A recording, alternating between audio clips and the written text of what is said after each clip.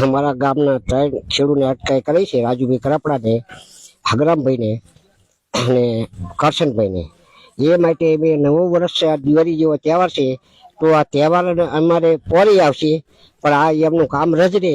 એ ખેડૂત માટે ગયા છે, તો ખેડૂતને એ સમજવું પડે.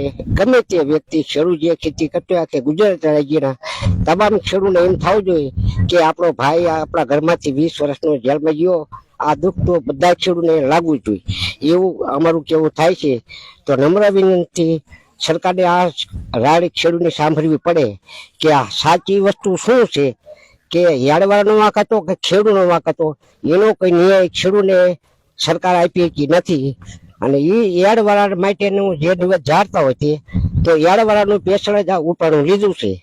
તો જ્યારે મત લેવા હોય ત્યારે એક એ વખતે બોલેલા કે મારી બેન એક પત્ર લખજે, તો અત્યારે એના બની જેલમાં પુરાણા છે.